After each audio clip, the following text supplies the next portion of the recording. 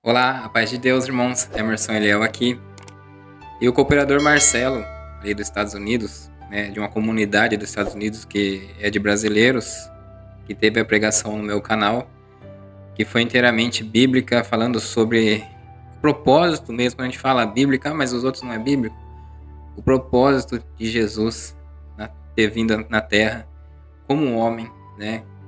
O Filho de Deus como homem para nos resgatar. O homem por si só não consegue, por intermédio de obras, por justificação nenhuma, não tem como. Ele não iria conseguir. Jesus fez isso por nós, para crermos por fé verdadeira, regenerarmos ao ponto de mudar a nossa vida por fé nele. E essa pregação tem causado um impacto muito grande, uma diferença, né?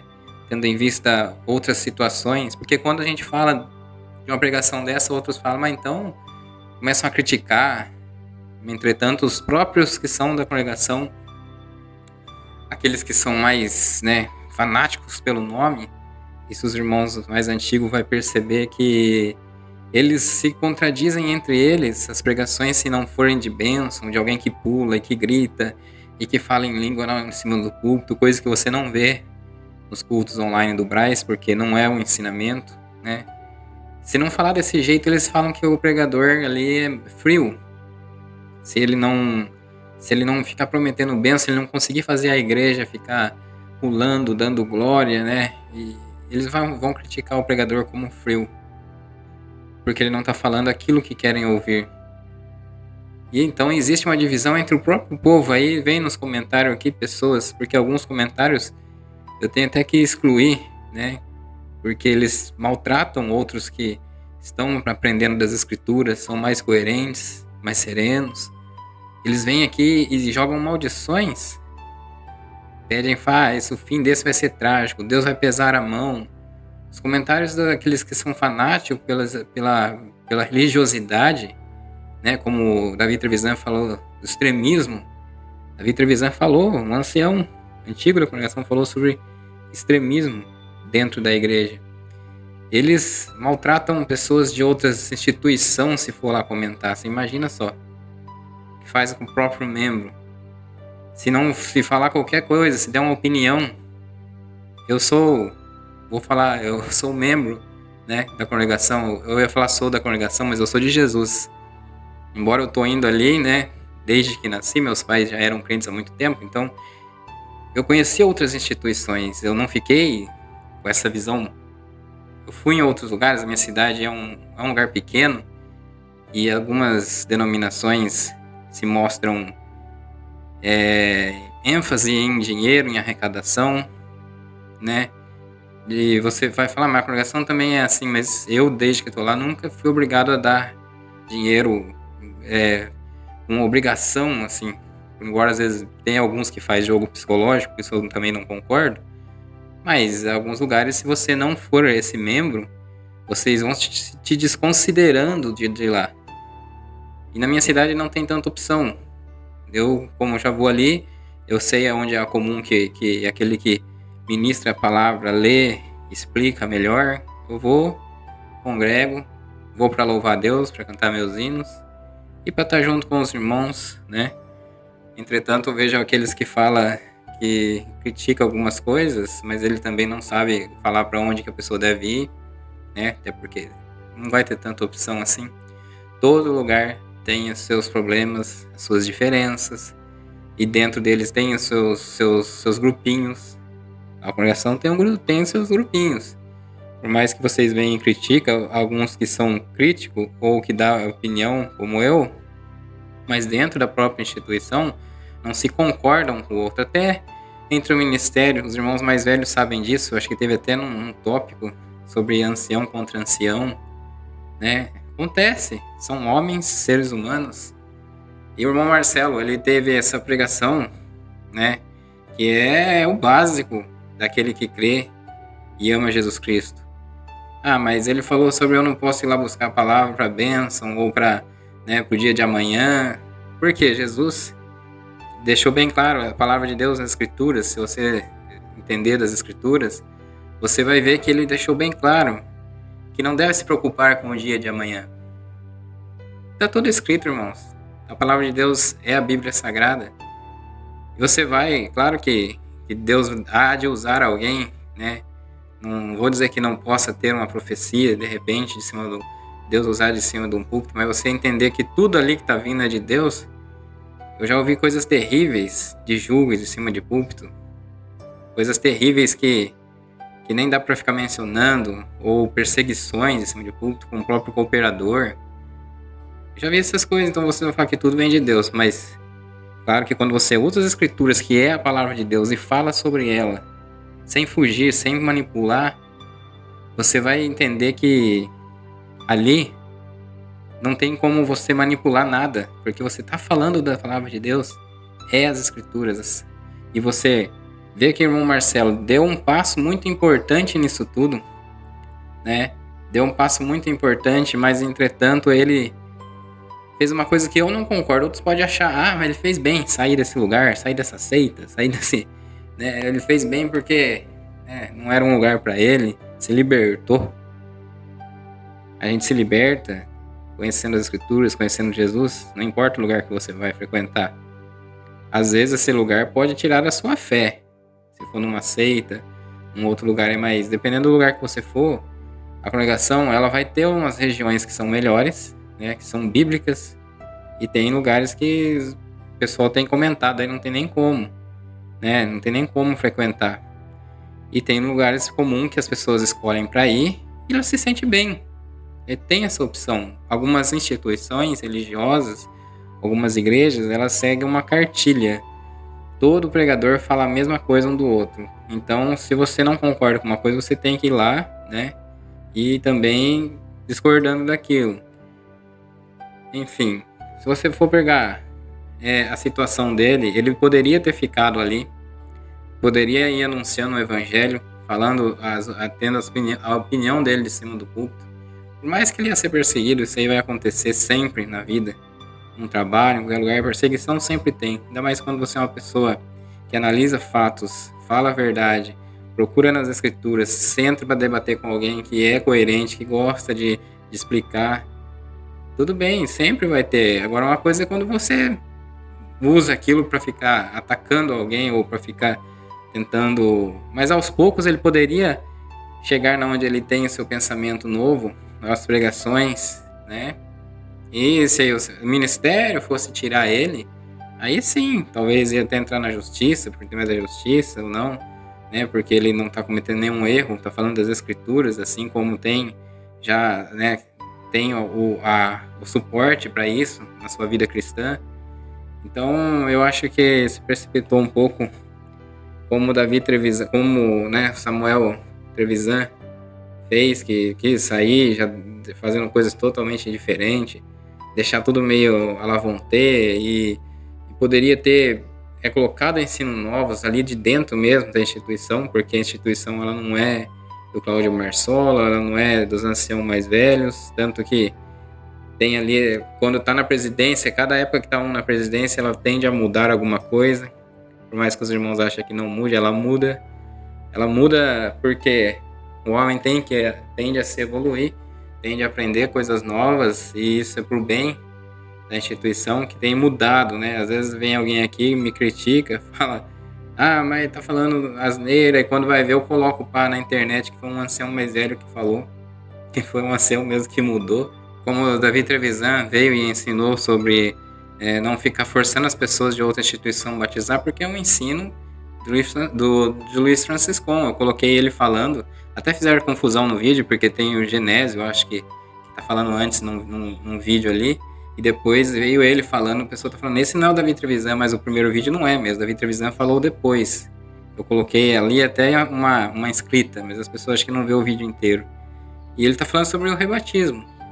E aí as pessoas ficam falando sobre nossos comentários, né? E tentando fazer aqueles comentários de xingo, né? E de condenação. Mas é isso aí, irmãos. Dá uma olhada aí no vídeo.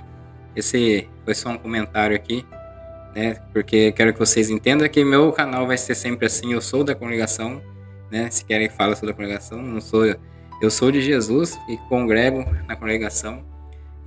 Mas vai ser sempre assim. Qualquer coisa a gente vai estar falando nas coisas de Deus, vai estar colocando O meu shorts do YouTube é sempre com trechos de palavra, coisas boas, né? E a gente vai estar aqui noticiando o que acontece no meio cristão, não só da congregação, mas em outras instituições também.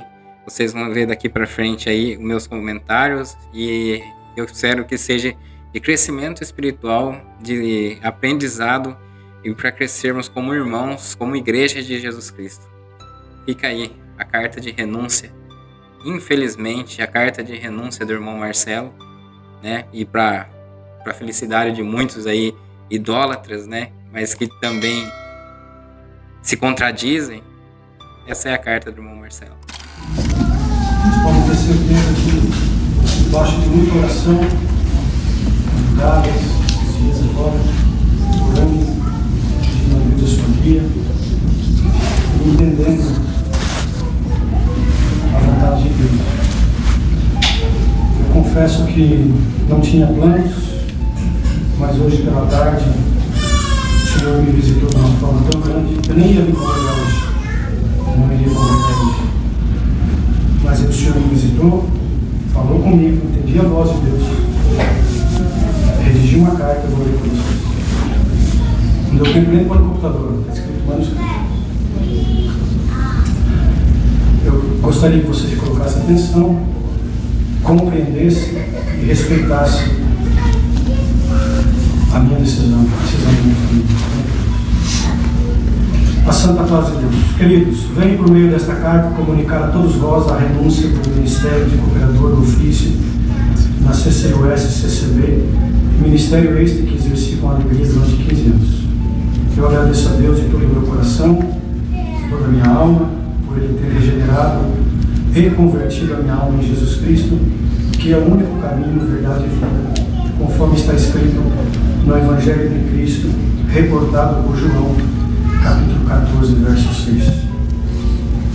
Compreendi pela infinita misericórdia de Deus que a salvação das nossas almas se dá somente mediante a fé em Jesus Cristo, pela sua graça maravilhosa. Graça esta que é favor de Deus, sem o nosso merecimento. Este grande Deus entregou o seu Filho amado por amor de nossas almas, em um sacrifício vicário e imaculado.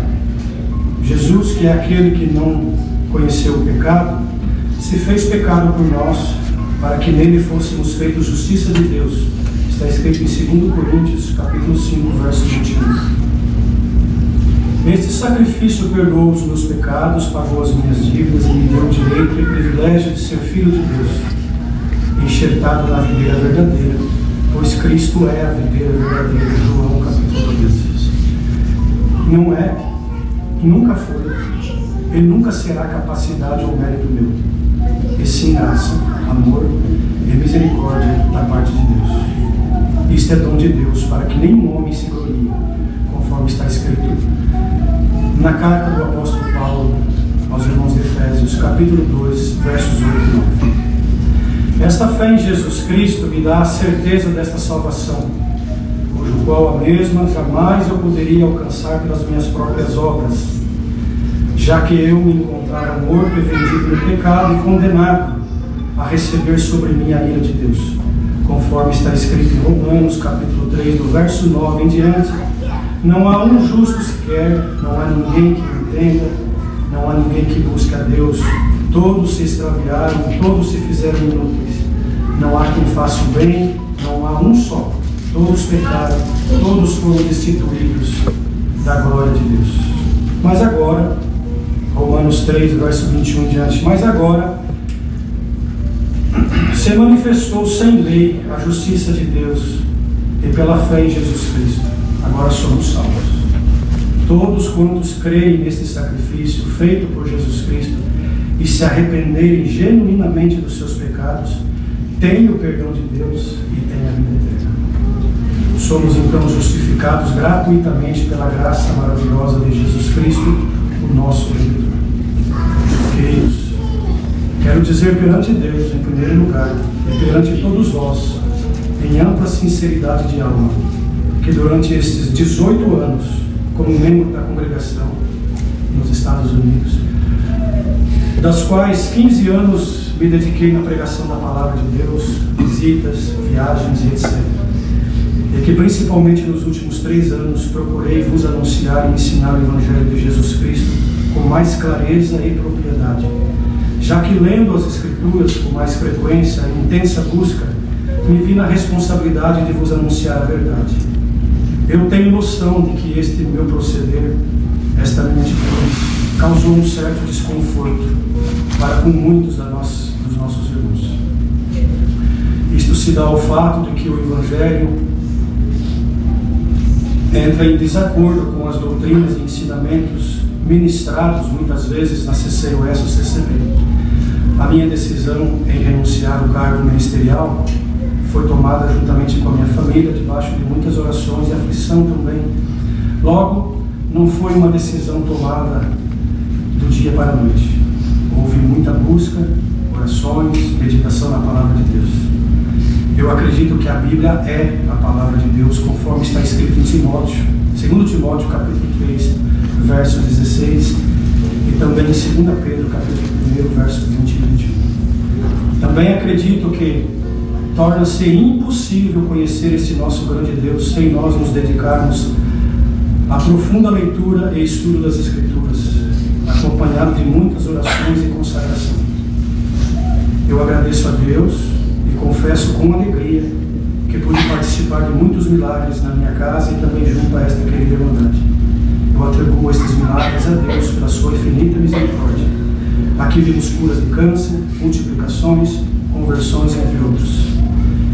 Este prédio da congregação é um exemplo desses milagres. Mas o maior milagre que Deus me concedeu depois de muitos anos de batizado foi conseguir compreender a graça de Cristo e o real motivo da morte do nosso amado Mestre. Glória a Deus. Do madeiro da cruz. Eu compreendi que as nossas vidas, eu compreendi que as nossas vindas ao culto devem ser unicamente para adorar a Deus, pelo bem que recebi, pela sua graça, e que eu não devo vir ao culto somente para buscar as bênçãos terrenais.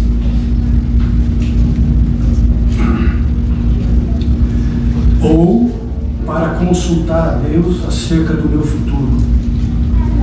Isto, outras pessoas que não compreendem a graça de Jesus Cristo fazem também, ao visitar cartomantes, jogadores de búzios, adivinhos, etc. Compreendi que a graça de Jesus Cristo me basta, conforme o apóstolo Paulo escreveu na sua carta, na sua segunda carta aos Coríntios, capítulo 12, verso 8 e 9. Não devemos fazer barganhas com Deus, mas sim sermos gratos infinitamente. Este ambiente deve ser para adorar a Deus, aprender acerca das Sagradas Escrituras. Eu também quero dizer que não temos nada contra nenhum de vós, e que o motivo desta decisão não é e nunca foi nada pessoal. Todos os embates aqui travados foram no campo espiritual somente.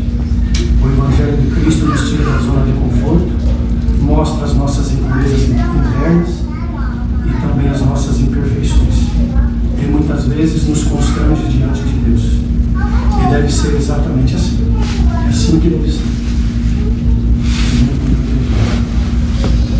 Quando eu, ser humano, sou constrangido e confrontado por causa do meu próprio pecado, eu devo me arrepender e me entregar a Cristo somente. Quando eu me coloco na condição de ser o centro de tudo, eu me equivoco e passo a exigir do Criador ao invés de ser grato. Logo, o centro da graça deve ser Cristo. Tudo é por Ele, tudo é para Ele, tudo depende dEle, toda a glória é somente a Ele, tudo é sobre Ele, quase nada sobre Ele. Queridos, eu busquei dar o meu máximo para agradar a Deus, em primeiro lugar. E tenho a plena convicção que é impossível conseguir agradar a todos unanimemente. Mas Cristo também não conseguiu tal feito, o que eu consegui. Porém, eu sempre procurei fazer o que esteve ao meu alcance naquilo em que eu acredito.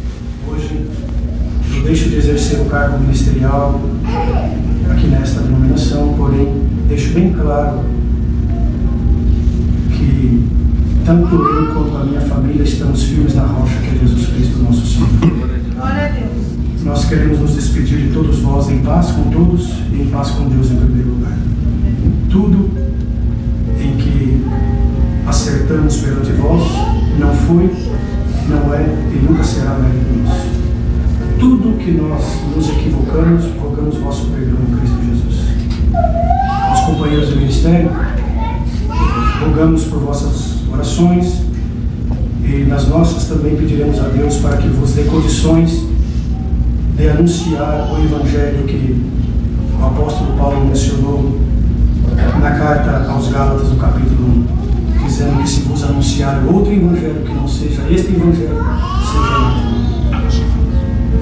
Termino agradecendo a Deus mais uma vez e não cessarei de ser grato a Ele pela sua infinita misericórdia. Agradeço também aos irmãos amigos que sempre nos ajudaram em sinceridade durante esta carreira ministerial. Aos que ainda não compreenderam o real motivo da morte de Cristo, eu também orarei por vós e sinto muito se não conseguirmos agradar como homem. Se o Evangelho de Cristo não nos constranger e não nos fazer arrepender-se diariamente, se Ele, o Evangelho de Cristo, não nos transformar diariamente, algo está errado conosco.